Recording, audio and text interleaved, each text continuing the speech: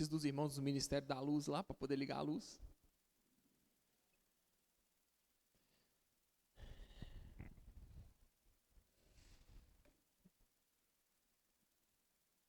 Tito capítulo 1, versículo 5. Aí tá bom. Amém? Agora eu estou vendo o rosto de vocês. Que bom, Deus te abençoe. Vocês estão muito bonitos, viu? Parabéns, vocês vieram muito bem arrumados. Show. Vamos abrir então. Já abriram? Tá aí? Tito capítulo 1. Obrigado. Eu só não vou conseguir te devolver sua água. Eu tomei. Dá um glória aí, irmão. Animação, galera. Vocês são cruzeirenses, é? Porque se você falar assim, eu vou entender que você está triste. Mas vocês estão felizes mesmo? Sim? Então dá um glória aí, irmão. Então você só tem atleticano, então, hein? Né? Graças a Deus. Flamenguista, não quer não. Flamengo não, gente. Nós estamos em Minas. Vamos torcer pro Galo, pelo menos, né? Não é? Consciência, tem que ter consciência. Então vamos lá. Tito, capítulo 1, verso 5. Por esta causa te deixei em Creta, para que pusesse em ordem as coisas restantes, bem como em cada cidade constituísse presbíteros conforme te prescrevi. Alguém que seja irrepreensível, marido de uma só mulher, que tenha filhos crentes, que não são acusados de dissolução nem são insubordinados. Porque é indispensável que o bispo seja irrepreensível como despenseiro de Deus, não arrogante, não irracível, não dado ao vinho, nem violento, nem cobiçoso de torpe ganância. Antes hospitaleiro, amigo do bem, sóbrio, justo, piedoso, que tenha domínio de si, apegado à palavra fiel, que é segundo a doutrina. De modo que tenha poder tanto para exortar pelo reto ensino, como para convencer os que contradizem. Porque existem muitos insubordinados, pauradores frívolos e enganadores, especialmente os da circuncisão. É preciso fazê-los calar, porque andam pervertendo casas inteiras, ensinando o que não devem por torpe ganância. Foi mesmo dentre eles um de seus profetas que disse: cretenses, sempre mentirosos, feras terríveis, ventres preguiçosos. Tal testemunho é exato, portanto, repreende-os severamente, para que sejam sadios na fé e não se ocupem com fábulas judaicas, nem com mandamentos de homens desviados da verdade. Todas as coisas são puras para os puros, todavia para os impuros e descrentes nada é puro, porque tanto a mente como a consciência deles estão corrompidas. No tocante a Deus, professam conhecê-lo, entretanto, o negam por suas obras. É por isso que são abomináveis, desobedientes e reprovados para toda boa obra. Aí só o versículo 1 do capítulo 2. Tu, porém, fala o que convém à sã doutrina. Amém? Vamos voltar no verso 10, para a gente poder seguir com a nossa palavra. A gente tem aqui, você sabe quem está escrevendo isso aqui? Alguém sabe? Faz assim para mim e fala. Quem escreveu essa carta aqui? Pode falar, Hannah.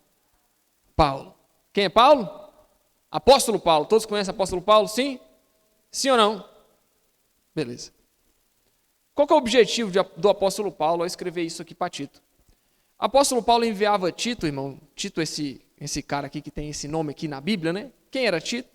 Tito era, de certa forma, um bombeiro gospel. Resumindo, ele resolvia problema. Ele apagava fogo. Onde tinha confusão, ele ia lá e ajeitava a casa. Resumidamente, né? E o que o apóstolo Paulo quer de Tito? E aqui, não é somente de Tito, né? Porque toda pessoa que se propõe a ser crente não pode permanecer só sentado no banco. Amém, irmão? Se é crente, você não pode ficar só sentado no banco. Você tem que estar fazendo alguma coisa, trabalhando para o reino de Deus, usando os seus dons e os seus talentos para o Senhor. Então, Paulo levanta Tito como sendo um organizador, como sendo uma voz no meio daquela cidade perversa, que a gente tem aqui designado como Creta, né? Cidade de Creta. Ele se levanta lá como sendo alguém que iria endireitar as veredas do povo da igreja que estava lá. Ele iria mostrar o caminho correto que o povo deveria seguir. Ele iria resolver o problema que tinha lá, principalmente causado pelas fábulas judaicas e por muitos gnósticos que estavam na região de Creta. Então, Paulo instrui Tito a ser uma voz numa geração perversa. Paulo instrui Tito a se levantar como alguém que tem um compromisso firme e fiel com Jesus. Resumindo, irmão, você é Tito, tá bom? Beleza? Deus não está nos levantando para viver uma vida parecida com o mundo. Ou se você virar para mim e falar, Rickson, como que eu tenho que viver minha vida? Você não tem que seguir segundo os padrões do mundo. Você tem que viver a sua vida nos padrões de Jesus. Normal isso, né? Quantas vezes você já ouviu isso na sua vida? Várias, né? Várias? Quem já ouviu isso? Você não pode agradar o mundo, você tem que agradar a Deus. Mas o que é isso de agradar a Deus? Como que eu agrado a Deus? Obedecendo, é claro. Tá bom. O que Deus te mandou fazer para você obedecer o que Deus mandou? Você sabe?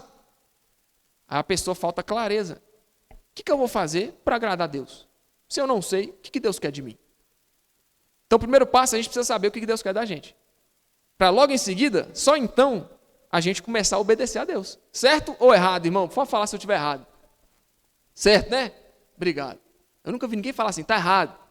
Né? Mas tá bom. Então, para saber o que Deus quer de mim, primeiro, eu preciso buscar saber o que Deus falou que é para eu fazer. Senão, meu irmão, você vai ficar andando em círculo. E aí você entra numa lógica religiosa que você acha que você está fazendo algum tipo de efeito, produzindo algum tipo de efeito na sua vida. E, na verdade, não está. Porque a fé sem obras é morta. Se você diz ter fé e não tem resultado, não tem mudança, não tem fruto, você não tem obras. E por não ter obras, a sua fé é aniquilada pela falta das obras. Diferentemente, as pessoas que antes falavam assim, nós temos que seguir a lei irrestritamente, não pode ali, sair 1 centímetro do lado, eu vou ser salvo porque eu mereço ser salvo. Então, essa pessoa, ela em algum momento vai falhar, em algum momento vai cair, em algum momento ela vai desobedecer a Deus, e ela está buscando agradar a Deus segundo a própria força dela. Mas nós temos que buscar agradar a Deus porque o Senhor Jesus, em primeiro lugar, nos presenteou com a graça, irmão, com a salvação. Então nós não obedecemos porque nós queremos ser chamados justos. Nós obedecemos porque nós fomos feitos justos. Deu para entender a diferença? Você não obedece para falar, Deus, olha como eu sou bom. Olha como eu sou diferente daqueles pecadores miseráveis. Não, a gente obedece porque nós recebemos do Senhor a salvação. A gente obedece a Deus porque recebemos a unção dele e recebemos o perdão. Então, obediência a Deus é um processo natural na vida do crente. Rickson, por que você não bebe? Rickson, por que você não vai em festa? Rickson, por que você não dança músicas mundanas? Rickson, por que você não se envolve com o mundo? Não é porque eu preciso andar irrestritamente aqui e se eu não fizer isso eu vou para o inferno. Não, irmão. A menor preocupação do crente com o pecado tem que ser o inferno. A maior preocupação do crente com o pecado é porque eu não quero pecar, porque eu quero obedecer a Deus. Obedecer a Deus deve ser a principal motivação para a gente seguir na igreja. Então, Rickson, por que você não faz essas coisas? Não é porque eu estou me privando. Não é privação, irmão. É porque eu não quero. Eu não quero beber. Eu não quero ir para a festa. Eu perdi o gosto nessas coisas. E parece que é uma realidade tão distante. Porque antes de eu me converter, irmão, eu gostava. Eu gostava de beber com meus amigos. E eu gostava de sair para as festas. Eu gostava. Mas a obra do Espírito Santo é justamente essa. É substituir os nossos desejos. Então, se você é crente, certamente o Espírito Santo realiza a obra de substituir o que você quer. Porque você é tentado pelo que você deseja. Então, em primeiro lugar, o Espírito Santo, quando realiza a obra de Deus em nós, de salvação, ele muda os nossos desejos. Então, não é que eu deixo de ir para a festa porque eu quero ser salvo. Eu deixo de ir para a festa porque eu não quero ir para a festa. Não é que eu deixo de beber para ser salvo. Não, eu deixo de beber porque eu não quero beber. Entendeu? É uma relação inversa. É o desejo. E é por isso que nós devemos sujeitar o nosso desejo a Jesus. Senão a gente vai viver como crentes sem obras, sem mudança. Então, é justamente num cenário onde tinha muita confusão mental que o apóstolo Paulo envia a carta a Tito e fala a Tito: Tito, existem, no versículo 10, muitos insubordinados, e ele se refere aqui a pauradores frívolos. Meu Deus, é quase um trava-língua, irmão. Né? Por que eu não estou com a versão mais fácil aqui? Coloca o NVT aí, só para a gente ver. Não, obrigado. Muitos rebeldes que promovem a conversa inútil. Aqueles que... Tá. Beleza, rebeldes, pronto. Pauradores frívolos. A gente resume a pessoas rebeldes. O que essas pessoas estavam fazendo? Chegavam dentro da igreja, nós somos uma igreja aqui, tá bom? Então chega uma pessoa nesse altar e falar para você assim: olha, se você não ser circuncidado, se os homens não forem circuncidados, eles não podem fazer parte da igreja. Beleza? Homens aí, viu? Se vocês não forem circuncidados, vocês não podem fazer parte da igreja. Imagina uma pessoa chegar e falar isso para você. Primeiro, ela está indo contra o que está falando aqui. Porque esses falsos mestres aqui, o que eles mais insistiam era na circuncisão. Judeus. Ah lá. Especialmente aqueles que insistem na necessidade da circuncisão. Não é necessário mais. A gente sela a nossa aliança com Deus através do... Isso aí, perfeito. Como que nós selamos a nossa aliança com Deus? É BD. Ô Vaz, você estava, falei semana passada, Vaz. Batismo, tá vendo? Gabaritou. Você sabia, Gabi? Você ia falar? Não falou. Estou com medo de errar. Batismo. Então nós, nessa nova aliança agora com Jesus, a nossa aliança com Deus é selada através do batismo. Então quando você se batiza, você está substituindo o que você fez lá, o que os judeus faziam na circuncisão. Beleza? Então esses homens estavam forçando as pessoas da igreja a se circuncidarem. E o que Paulo fala a respeito de falsos mestres e enganadores no meio da igreja? É preciso fazê-los, versículo 11, calar. Pois com seus ensinamentos falsos têm desviado famílias inteiras da verdade. Sua motivação é obter lucro desonesto. Paulo levanta Tito nesse cenário. Pessoas gananciosas que queriam ganhar dinheiro às custas da igreja. E Paulo, qual que é a instrução de Paulo para Tito? Faça-os calar. Cale eles, que eles não tenham voz. E isso é para quebrar de uma vez por todas aquela estigma de que todo pastor é ladrão.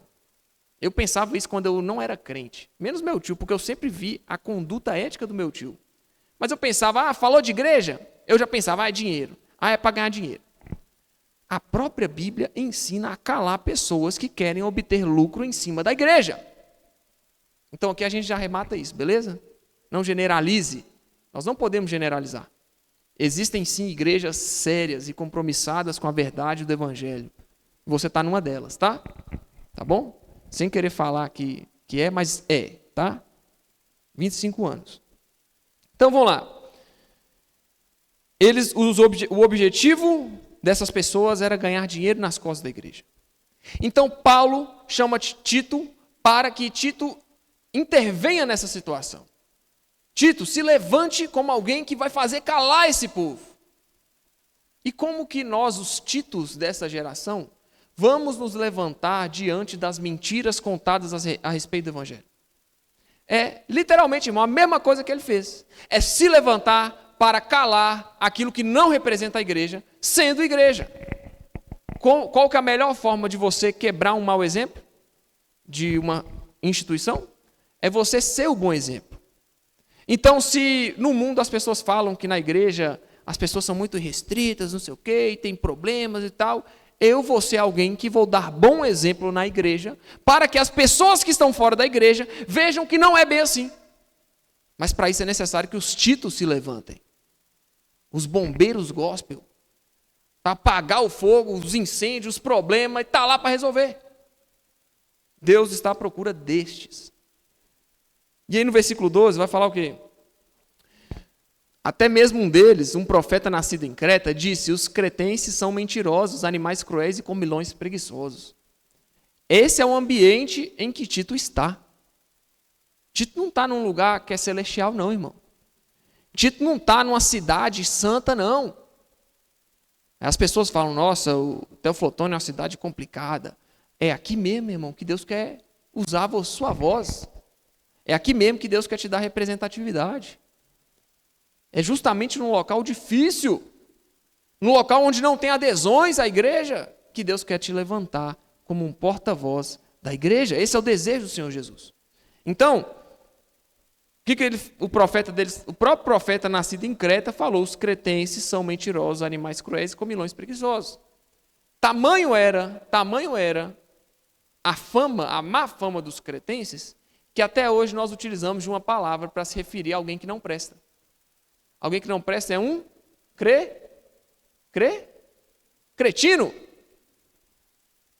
Então a palavra cretino, ela vem derivada dessa palavra cretense, Creta. Se refere a alguém que não presta. Tamanha era a má fama dessa cidade, das pessoas que habitavam nessa cidade.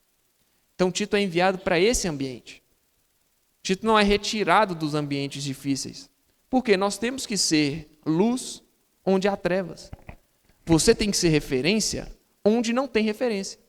Você tem que dar bom exemplo onde só tem mau exemplo. Então, na sua turma de amigos, na sua turma, nos seus familiares, onde só tem bebedeira, palavras torpes, só tem xingamento, só tem palavra feia, é lá que você tem que ser luz. Porque se você for luz na igreja, amém, irmão. Seja uma bênção aqui dentro. Mas assim que você sair por essa porta, que você continue sendo luz. Porque a sua vida, na verdade, ela é lá fora. Aqui dentro você vai passar, no máximo, 1h30 dentro da igreja. Eu já fiz a conta, irmão. Eu já fiz a conta. Quer ver? Vou fazer de novo. Se você vier um culto no mês, na igreja, culto sábado, você vem só no culto sábado, é 1h30 no culto, certo? Cada dia tem quantas horas? 24. Vezes 30 dias. Quantas horas?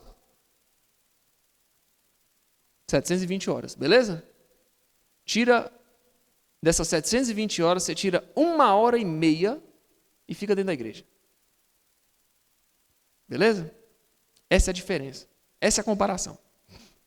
Semanalmente, 7 dias vezes 24, 168 horas. Cada semana tem 168 horas, irmão. Sabia? Eu acabei de fazer na calculadora aqui e descobri. Cada semana, meu querido, tem 168 horas. Se você vem em um culto por semana, tira 1h30, né? Sobram 166 horas e meia para você ser crente. E aí a pessoa acha que só de vir na igreja, ela está fazendo um grande favor para Deus. Meu irmão, o local para você ser crente é fora da porta da igreja mesmo. Aqui dentro todo mundo é igual. Aqui dentro está todo mundo sentado, ouvindo e tal, no ar-condicionado, tomando água, cantando. Quando toca uma música, você canta e tal. Quando ora, você fecha o olho, você bota a mão no seu coração. Então, a oportunidade para você ser referência para as pessoas é quando você sai das portas da igreja. Que bacana. Não adianta só achar que vai fazer muito efeito eu ficar vindo na igreja, se eu não colocar em prática o que eu tenho aprendido dentro da igreja. Então, essa é a atividade de Tito. Tito, influencie. Porque a identidade de Tito era a identidade de alguém que influenciava. Era a identidade de alguém que não se misturava. Meu irmão, não se misture com esse mundo. Não se misture com as coisas erradas que você vê por aí. Às vezes pode parecer legal ser aceito por uma comunidade, mas a igreja também é uma comunidade que, se você seguir segundo as palavras de Deus, segundo a obediência a Jesus, você vai se encaixar. Por quê, meu irmão? Muita gente foge da igreja porque fala que a igreja tem muita regra, né? Mas eu vou te contar algo curioso. Logo quando eu me converti, eu continuei saindo com meus amigos. Só que eu parei de beber. Só que quando eu parei de beber, eu parei de me encaixar. Eu comecei a ser excluído dentro da roda de amigos, saindo num bar. Ou seja, acabou que deu na mesma. Ou você segue regra no mundo, ou você segue regra na igreja. Não tem como fugir. Porque se você quer viver no mundo, mas não segue as regras do mundo, você não vai ser aceito, você não vai ser incluso. Então, se você não estiver vivendo conforme aquelas pessoas, você de fato não vai ser incluído naquela rodinha de amigos. Se você vem na igreja e leva uma vida torta lá fora, você não vai se encaixar na igreja. Porque na igreja está todo mundo buscando ser santificado na presença de Deus, a cada dia. Mas tem regra para tudo que é lado, irmão. Seja no mundo, seja na igreja, existem regras a serem seguidas. Seja no mundo ou seja na igreja, para você se encaixar, você tem que ter obediência à regra da comunidade. E aí, qual comunidade você quer se encaixar? Se você quer se encaixar no mundo, você tem que seguir as regras do mundo. Mas não tem como ter comunhão entre trevas e luz. Não tem como ter comunhão a vida no mundo e a vida na igreja. Então você precisa se responsabilizar em ser crente, não só dentro da igreja, mas fora da igreja. Principalmente fora das 4 paredes da igreja. É você ser crente na sua casa quando ninguém te vê. É você ser crente quando ninguém está sabendo o que você está pensando e você está pensando. E se você estiver pensando coisa errada, você mesmo já acaba com o seu pensamento ali. Porque você não é crente só para os outros, você é crente para si. Você é crente para você. E Jesus não quer você escondido atrás de uma máscara. Jesus quer você posicionado na presença dele.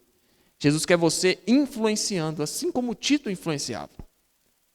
Tito, portanto, nesse ambiente difícil, de gente preguiçosa, de gente mentirosa, comilões, Tito, nesse ambiente, foi chamado para influenciar. Então, meu irmão, o apóstolo Paulo tinha confiança, presta atenção, o apóstolo Paulo tinha confiança de que Tito não iria se dobrar às vontades do mundo. O apóstolo Paulo tinha certeza de que Tito não iria se misturar com o mundo. E a minha pergunta para você é, será que se o apóstolo Paulo fosse escrever para você, ele também teria a mesma certeza de que você não iria se influenciar e não iria deixar que o mundo te influenciasse e te levasse para lá? Será que a gente estaria pronto para receber essa instrução do apóstolo? De falar, seja referência. Faça calar aqueles que ensinam, falam coisas mentirosas. Seja luz. Ilumine onde há mentira. Se posicione como alguém fiel à palavra. Será que a gente estaria pronto? No versículo 13, o apóstolo Paulo confirma as palavras daquele homem, né? Falando que tal testemunho é exato. Portanto, repreende-os severamente. E qual que é o objetivo de nós nos levantarmos enquanto influenciadores do reino de Deus, enquanto pessoas que não se dobram às vontades do mundo? Qual que é o objetivo? É para fortalecer o mundo na fé em Jesus e trazê-los para nós. Não é para afofar o ego deles. Portanto, eu não sou a favor de pregações que só afofam o seu ego. Eu te falo, você é lindo, você é amado, você é isso, você realmente é amado. Mas o amor de Deus por você não é para te deixar vivendo uma vida de qualquer jeito. A graça salvadora de Jesus se manifestou para você para que você tivesse uma oportunidade de viver uma vida em santidade. Então existe sim um caminho a ser trilhado. Existe sim uma porta para passar, irmão. E essa porta é estreita e esse caminho é apertado e é difícil. Sim, é mais difícil viver dentro da igreja que viver no mundo, irmão. É mais difícil viver nos padrões da igreja do que viver nos padrões do mundo. Os padrões do mundo é muito fácil, muito tranquilo. Porque o nosso corpo já é propenso ao pecado. Difícil é viver renunciando o nosso pecado. Difícil é viver buscando a presença de Deus. Mas não é só porque é difícil que eu não vou tentar. Porque a gente precisa tentar. E a gente precisa viver buscando santidade em santidade, até que a gente chegue à estatura perfeita de Deus. Até que a gente faça parte da aliança com Jesus e seja salvo.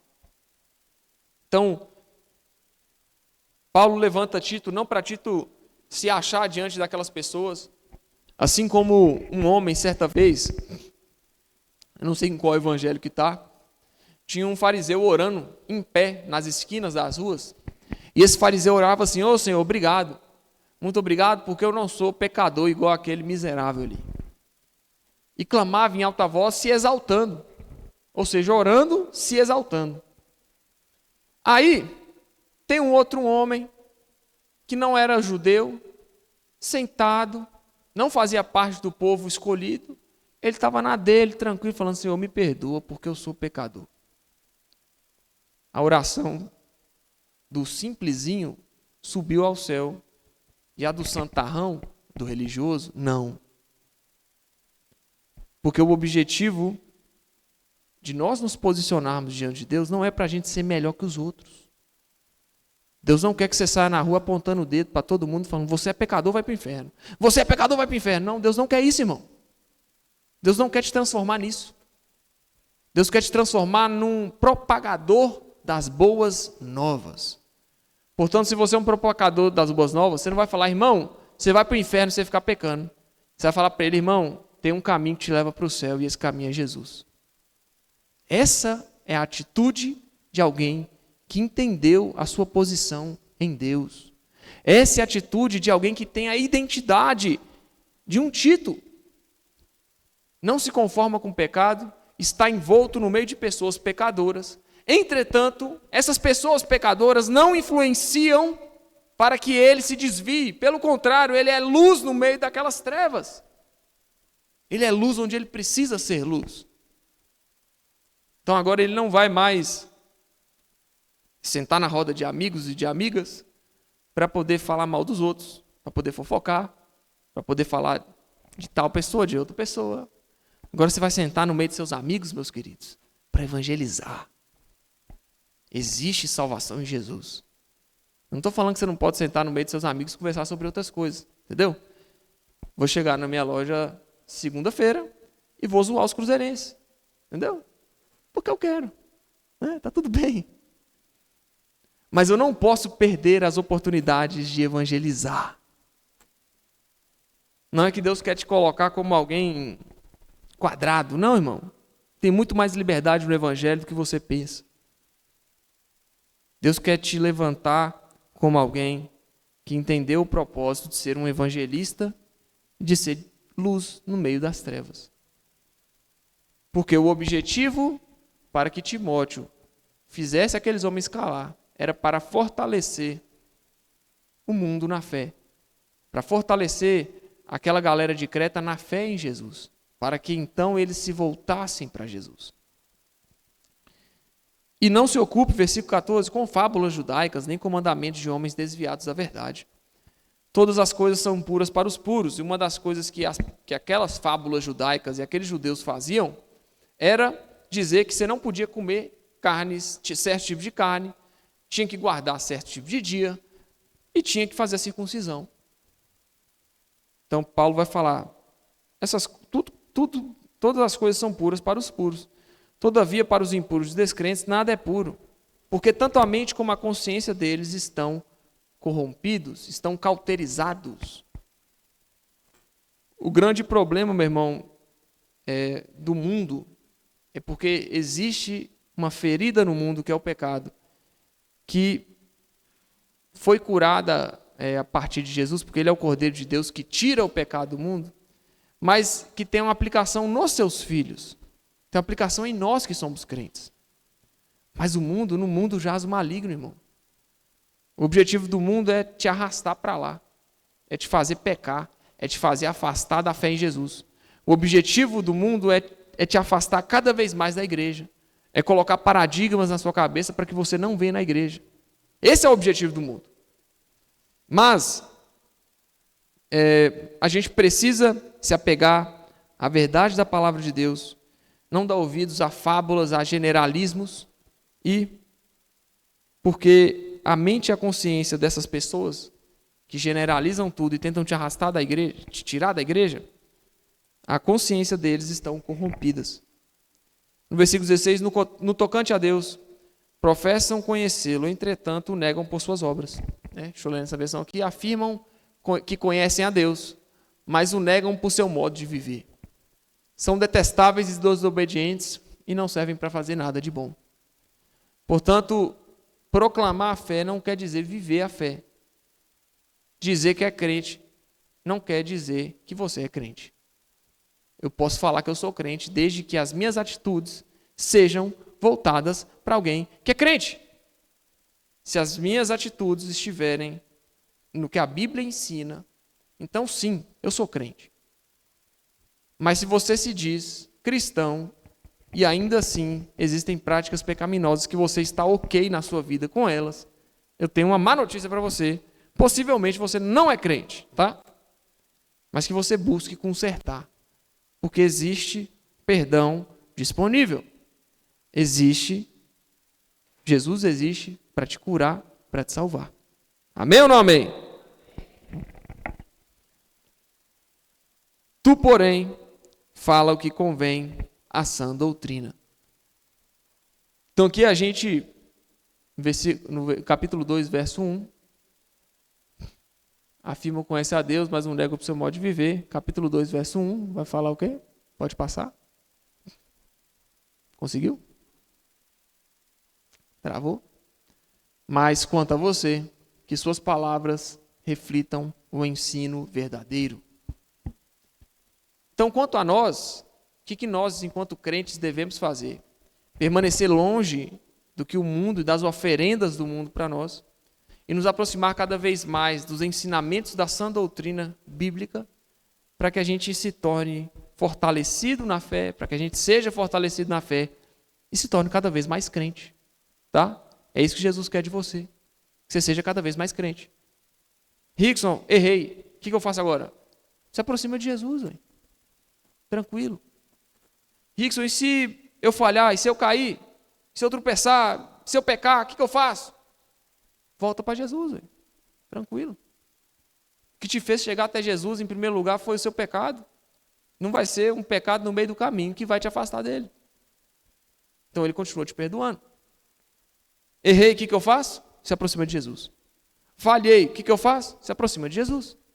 A solução, meu irmão, não está fora da igreja. A solução está dentro da igreja. E que você se levante como alguém que resolve esses problemas.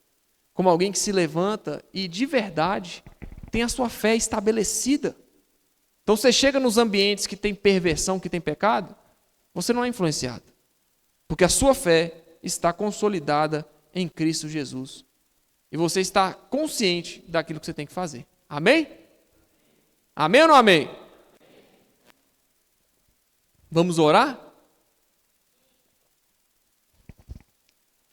Fique de pé no seu lugar, meu querido.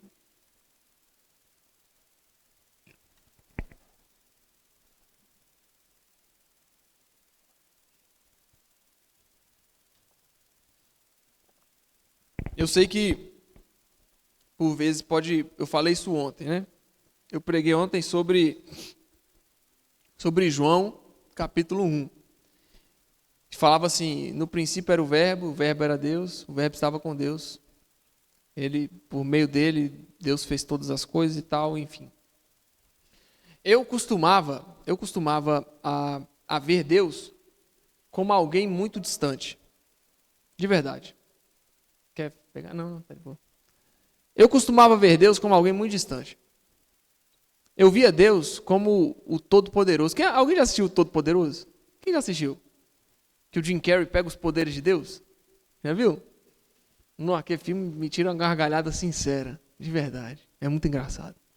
Tá? Meu humor é bem assim, entendeu? É bem pastelão mesmo. Tem coisas que eu não acho graça hoje em dia, mas esse filme antigo assim, esse humor bem pastelão eu gosto. É meu padrão de humor, tá? Resumindo. Então eu via ali Deus, né, como alguém superior, sim, claro, obviamente, normal. Mas eu via Deus como alguém muito distante. Eu pensava assim, nossa, tem tanto obstáculo, eu sou tão falho, eu erro tanto. Tem tanto obstáculo para eu chegar até Deus, para eu chegar até essa divindade superior. Porque antes da gente ter consciência da nossa fé, a gente pode chegar e falar assim, como é que eu vejo Deus? Fecha o olho, ajoelha. Como é que tem que fazer? Tem que rezar 3 Ave Maria e 4 Pai Nosso? O que tem que fazer para chegar até Deus? Como que eu faço? E a humanidade ela busca essa resposta há muito tempo, né? O mundo. Aí vem Jesus e nos dá a orientação de como que a gente se aproxima de Deus. Mas resumindo, eu tinha uma dificuldade muito grande de ver a proximidade de Deus comigo. E eu preguei sobre isso porque o mesmo Deus que criou os céus e a terra, ele literalmente, eu gosto de usar essa palavra, literalmente, ele se fez carne e habitou entre nós. Então vamos lá. O que é literalmente se fez carne? Ele literalmente assumiu a sua forma corpórea, tá? Quem tem um braço aí? Você tem braço aí? Tem pele aí? Aperta aí. Aperta aí, vê se você está sentindo alguma coisa. Está sentindo? Se você beliscasse Jesus, ele também sentiria. Entendeu? Se você, quando a gente fala assim, cutuca o irmão do lado e fala com ele, se você cutucasse Jesus, Jesus ia olhar para você. Porque ele foi um ser humano, tá? Deus foi um ser humano.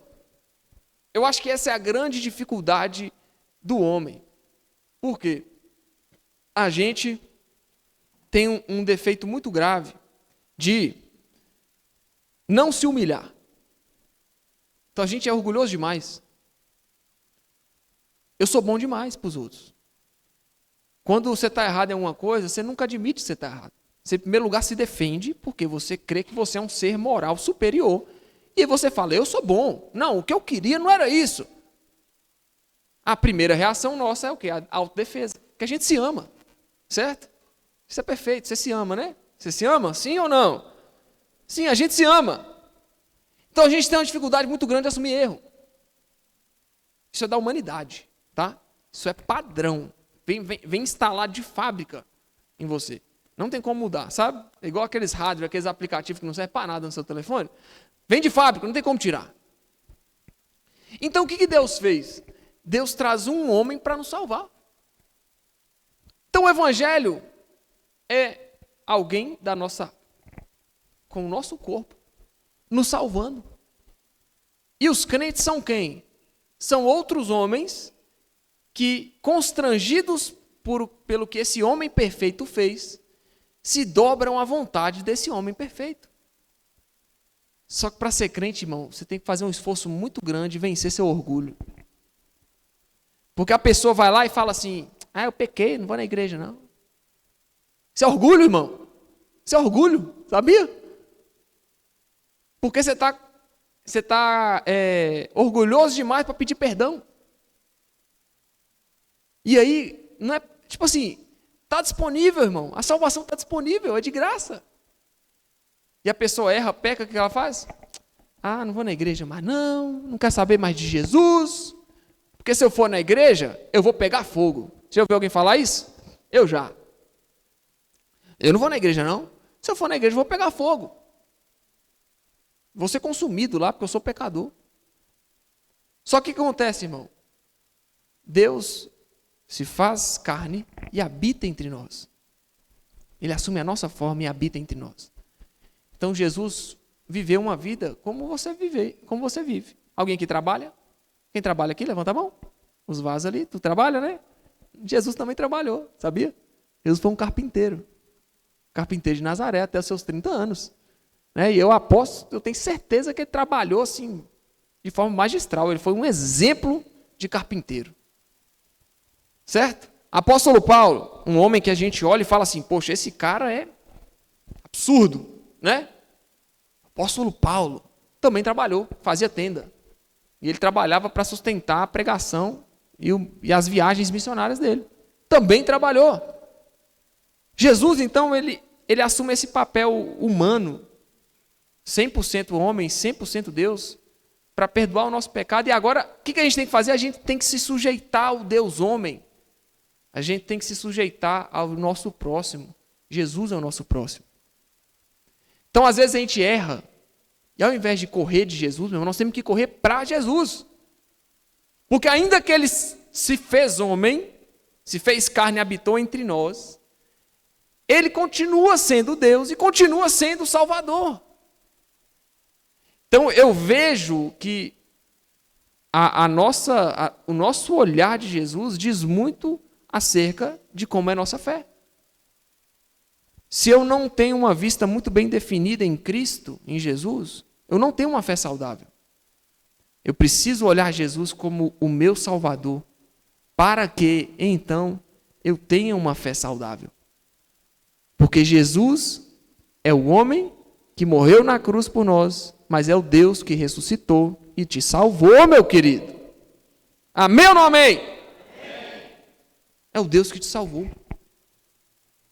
Então que você jogue por fora, por terra, o seu orgulho. Se estiver errado, irmão, admite que você está errado. Para de ser teimoso. Admite, eu estou errado, errei. Senhor, me ajuda a consertar. Ele vai te ajudar. Você crê nisso? Então eu vou falar igual eu falei agora. Cutuca o irmão que está do lado e fala, Deus vai te ajudar. Mas fala como se você quisesse falar mesmo, irmão.